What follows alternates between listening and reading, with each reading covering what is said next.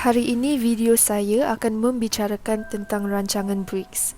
Tahukah anda semua tentang rancangan BRICS yang berlaku di tanah Melayu?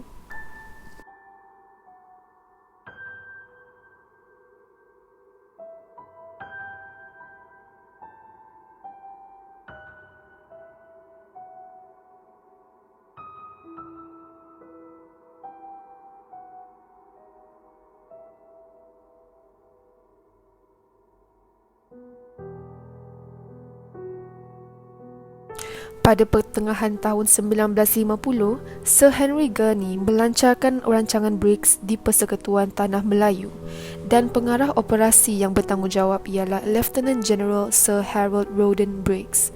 Lieutenant General Sir Harold Roden Briggs dilantik sebagai pengarah gerakan menentang pengganas komunis. Beliau juga ditugaskan untuk merancang, menyelaras dan mengarah gerakan-gerakan anti-pengganas yang sedang dijalankan oleh pasukan polis dan angkatan bersenjata.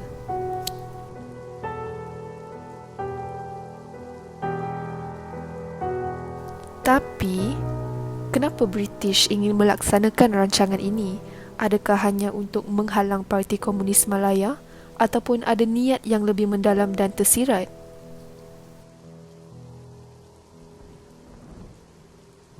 Rancangan BRICS merupakan tindakan oleh kerajaan jajahan British untuk menyekat bekalan makanan serta ubat-ubatan daripada berjaya sampai ke tangan Parti Komunis Malaya yang pada masa itu berniat menguasai persekutuan.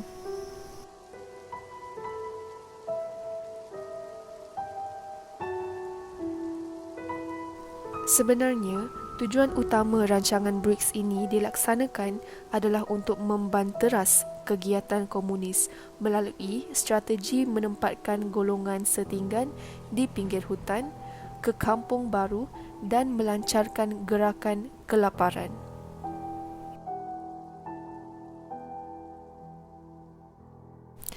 Rancangan ini didapati berkesan dalam menggagalkan pemberontakan komunis kerana ianya dapat memaksa komunis untuk keluar dari hutan.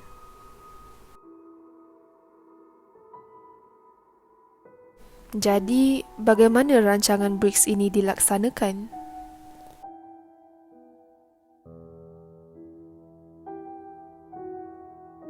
Sejarah menyatakan bahawa BRICS berpengalaman luas dalam peperangan di Eropah serta Perang Jepun. Dia mengemukakan rancangannya setelah 2 minggu tiba di Kuala Lumpur dan bertukar pendapat dengan rakyat di kawasan-kawasan yang terlibat.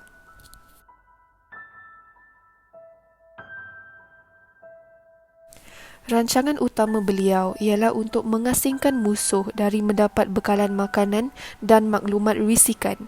Oleh itu, rancangannya adalah memancing mereka ke kawasan pertempuran yang ditentukan oleh pasukan keselamatan dan memberikan perlindungan kepada orang ramai yang terdedah kepada ancaman dan sebagai sumber maklumat dan bekalan makanan. Beliau menetapkan dengan jelas dan terperinci peranan pihak polis dan tentera dan menggunakan kedua-duanya untuk merancang gerakan menentang komunis.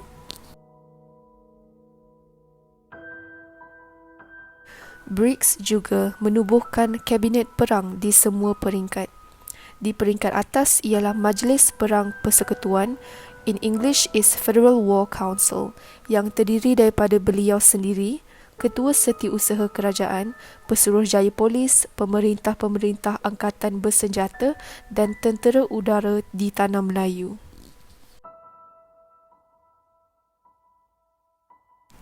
Di peringkat negeri pula, terdapat Jawatan Kuasa Kerja Perang Negeri, in English State War Executive Committee, SWEC, yang terdiri daripada Menteri Besar ataupun Ketua Menteri sebagai pengerusi, Ketua Pegawai Polis dan Pemerintah Tentera Tempatan.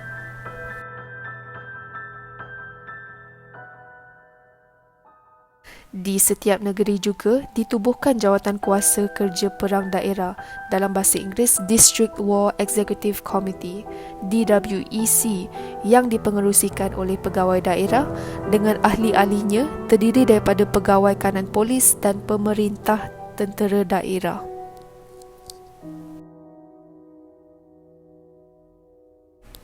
Tindakan lain yang dijalankan ialah dengan memindahkan penduduk Cina dari kawasan-kawasan terpencil yang bertaburan dan menempatkan mereka di kawasan penempatan semula atau di kampung baru supaya tidak diugut oleh komunis untuk memberi maklumat dan bekalan makanan serta ubat-ubatan.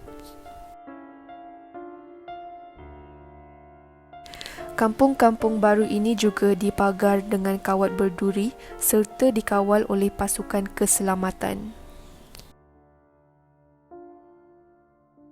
Penduduk kampung baru diberikan banyak kemudahan seperti pendidikan, perkhidmatan kesihatan, tempat tinggal serta bekalan elektrik dan air paip.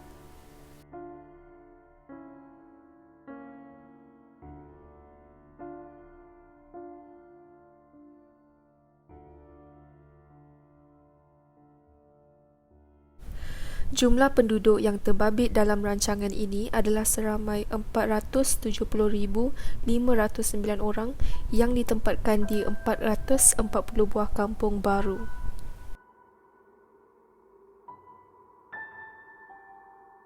Persatuan Cina Malaya MCA yang ditubuhkan pada tahun 1949 banyak membantu usaha kerajaan menempatkan semula orang Cina. Akibat yang nyata daripada rancangan BRICS ini ialah wujudnya kampung-kampung baru Cina sebagai satu ciri penempatan yang kekal hingga kini.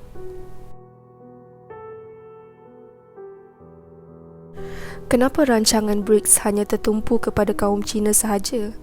Ini jelas menunjukkan bahawa hanya kaum Cina sahaja yang mempunyai simpati dan menyokong perjuangan komunis. Dan terdapat banyak tanda tanya sama ada rancangan BRICS berjaya atau tidak. Rancangan kampung baru dengan menempatkan semula penduduk Cina dengan diberikan pelbagai kemudahan merupakan satu kesilapan besar yang pernah British lakukan ketika menjajah tanah Melayu. Walhal pada ketika itu, taraf penduduk Cina hanya sebagai imigran yang datang ke tanah Melayu untuk bekerja.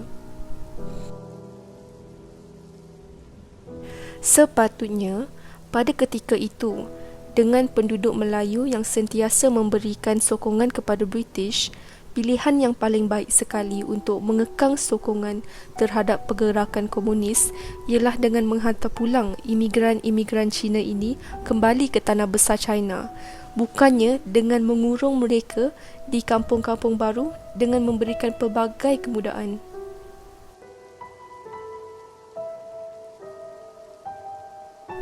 Kini, kesilapan yang dilakukan oleh British tersebut terpaksa ditanggung oleh Melayu apabila anak cucu penduduk yang diberikan pelbagai keistimewaan oleh British dalam kampung baru semakin berani dan lantang mempersoalkan keistimewaan Melayu dan agama Islam.